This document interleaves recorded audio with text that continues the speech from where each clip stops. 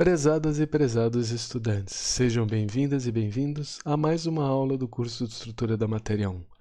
Na videoaula de hoje, daremos continuidade à nossa discussão do átomo de um elétron e depois de ter feito a separação de variáveis, obtido 3 equações diferenciais ordinárias e também ter olhado as soluções, autofunções e autovalores dessas equações diferenciais, agora a gente está num lugar que a gente pode falar um pouquinho da densidade de probabilidade.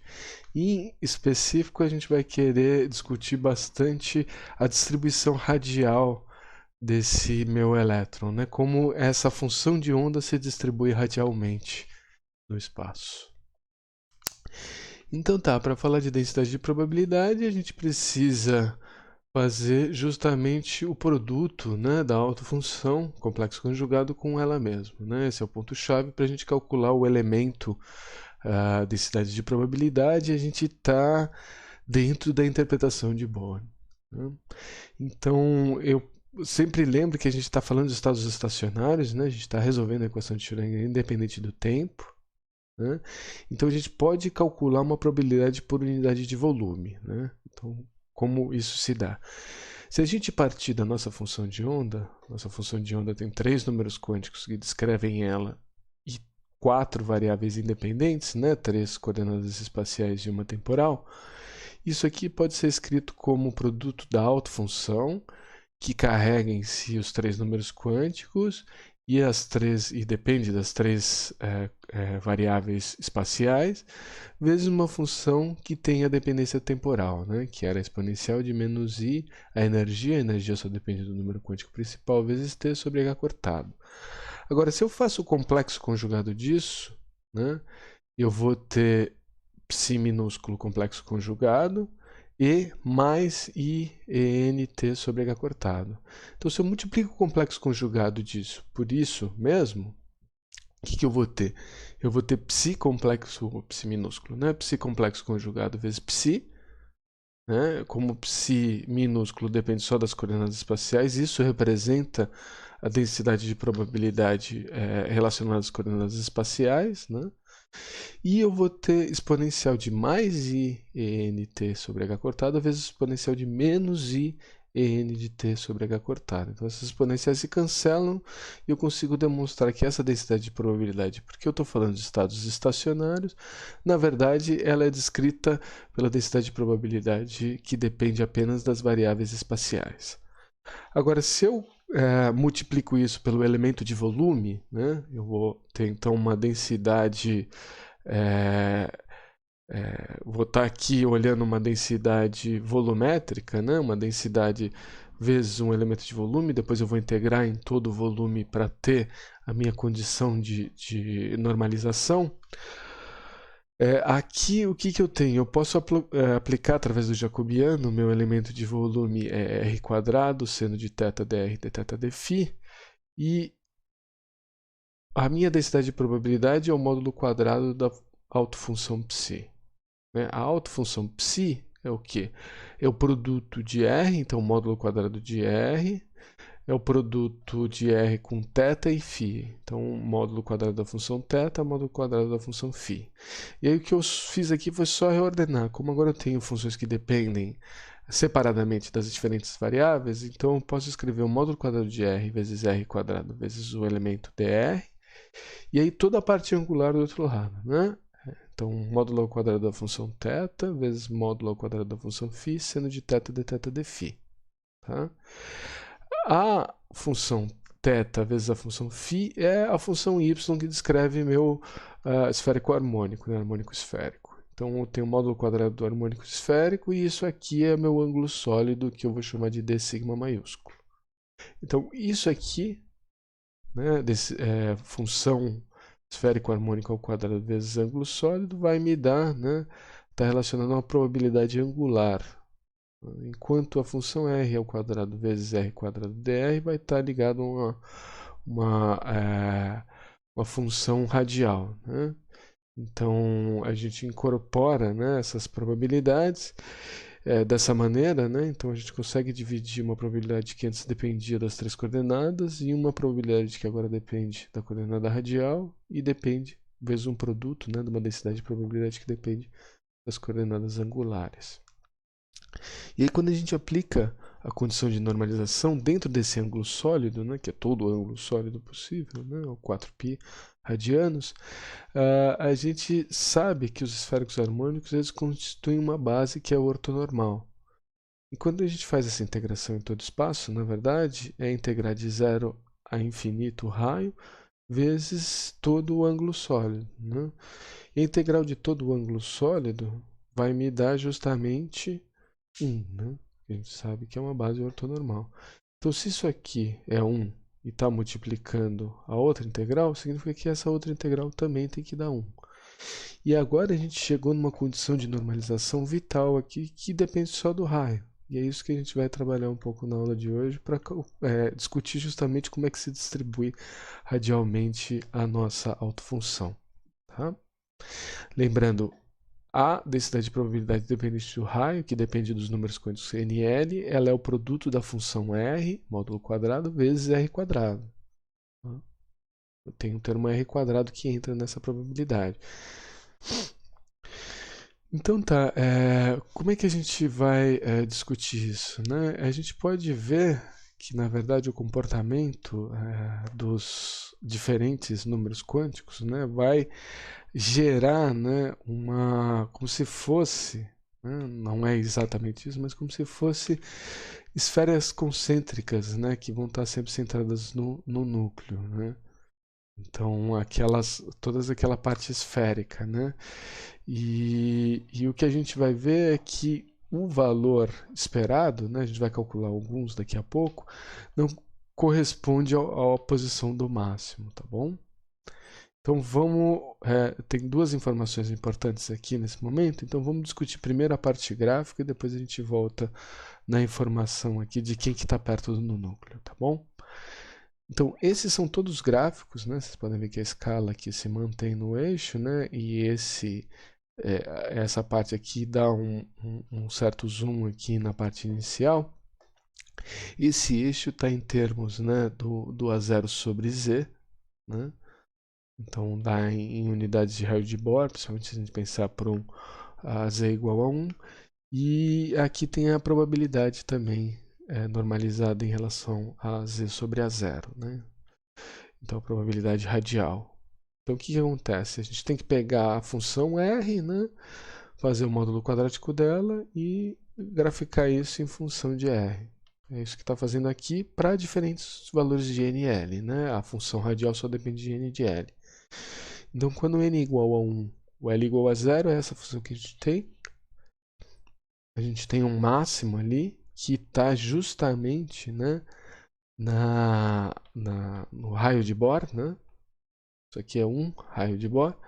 Então, a máxima probabilidade de eu encontrar, né, um elétron aqui é nessa distância do raio de Bohr, né? Por isso que o modelo de Bohr é tão bem sucedido, mas o valor esperado, né, porque eu tenho muito mais área desse gráfico para a direita do raio de Bohr do que para a esquerda, o valor esperado é um pouco deslocado. A gente vai calcular já esses valores esperados. Tá?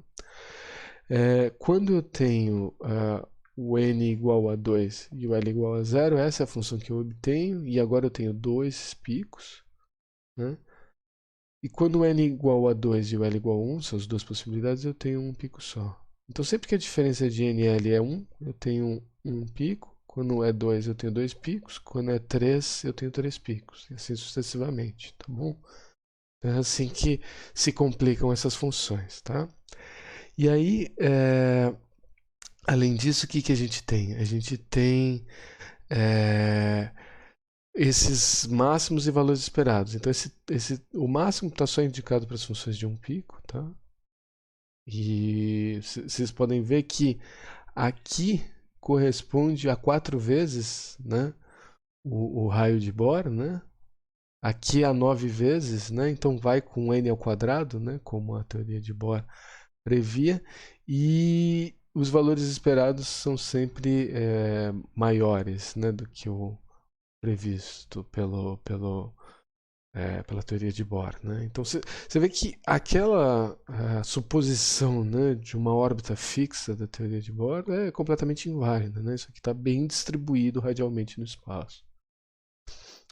Agora, o outro argumento que tem aqui que é muito interessante, então é assim que se comportam as funções de uma maneira geral, é em relação ao valor de L. E aqui está feito um zoom justamente para mostrar esse fato. Então, esses dois gráficos aqui são esses gráficos aqui, mas nessa pequenina região aqui de 0 até meio, né? E a gente pode ver que para L igual a 0, a função é muito maior do que para L igual a 1, né? Então, o que acontece? Quando a gente se aproxima de 0, né, essa autofunção tem um comportamento que vai com R a L, né? Se eu estou calculando a densidade de probabilidade disso, né, meu comportamento vai com R a 2L, né, porque eu tenho um módulo quadrático disso.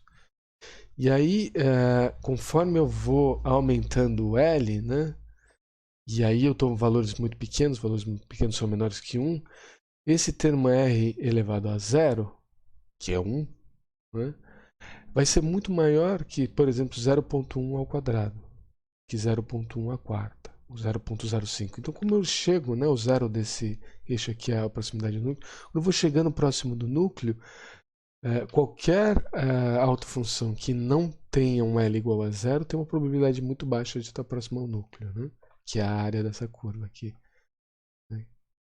Então é isso que acontece. Então só os estados com L igual a 0 têm uma probabilidade apreciável de estar próximo ao núcleo. Então tá, para calcular os valores esperados, né, se a gente tem essas autofunções degeneradas, a gente tem resultados que são esfericamente simétricos, né, e isso gera uma determinação na posição do meu eixo Z, né? E essa degenerescência em Z só vai ser quebrada quando eu aplico um campo magnético e eu falo que a direção de alinhamento é a direção do meu eixo Z, tá? Mas aqui a gente ainda não precisa se preocupar com isso, a gente pode calcular de uma maneira bem geral, né? A gente não vai falar de campos magnéticos, a gente pode falar de uma maneira bem geral da densidade de probabilidade de encontrar, né, essa partícula no raio. E veja, diferente do modelo de Bohr, que teve que supor, né, que essa carga acelerada numa órbita não emitia radiação, no modelo de Schrödinger a gente pode supor que essa carga está distribuída de acordo com essa probabilidade, né? Como se a gente fracionasse a carga do elétron numa nuvem eletrônica, e essa nuvem eletrônica está estática, ela não está em movimento. Se ela não está em movimento, ela não emite radiação, e a gente não tem mais aquele problema da estabilidade do elétron, que teve que ser postulado no modelo de Bohr. Então esse é mais um dos grandes sucessos aí da teoria de Schrödinger. Então vamos lá, vamos calcular, né, a integral, né, a gente vai precisar resolver integrais desse tipo que aparecem, né, no caso das funções radiais, né, do módulo quadrático das funções radiais, né, eu estou fazendo uma mudança de variável, né, chamando u de z vezes r sobre a zero, é isso que aparece nos argumentos ali das funções, né? Então, o meu du é z sobre a zero dr, tá? Então, se eu faço uma mudança de variável de 0 até infinito, eu tinha uma integral em dr, né?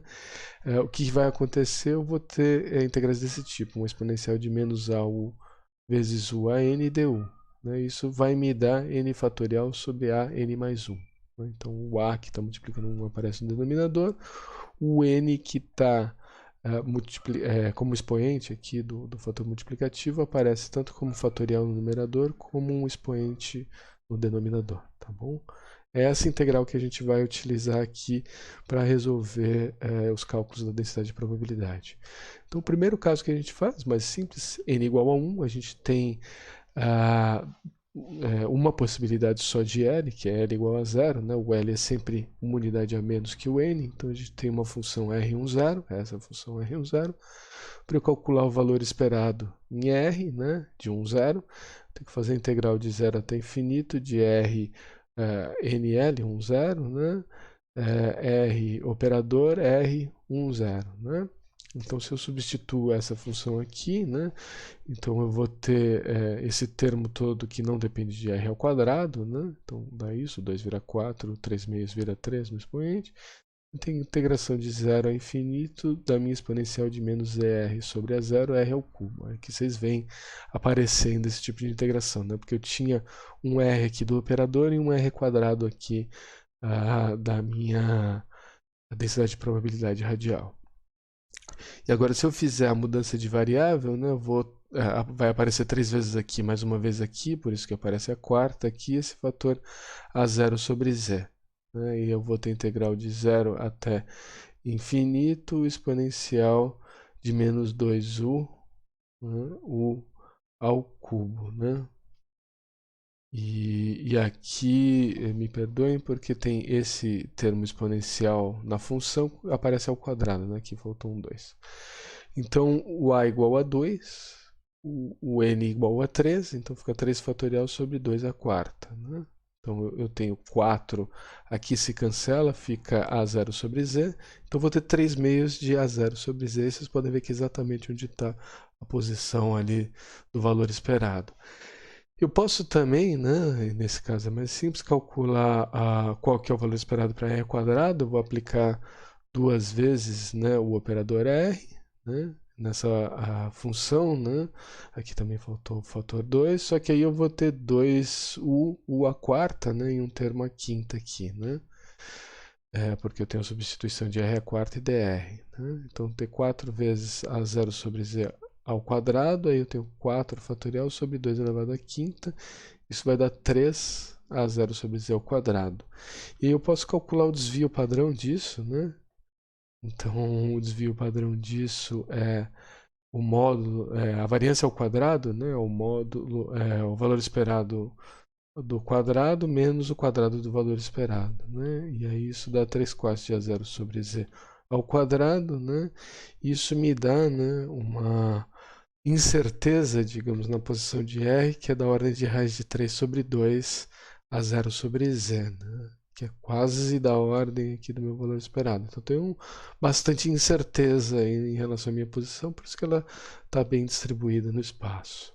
A gente vai fazer mais um cálculo aqui da densidade de probabilidade para mostrar essas contas para vocês. É o cálculo para n igual a 2 e também L igual a 0. Né? A gente teria a possibilidade do L ser igual a 1.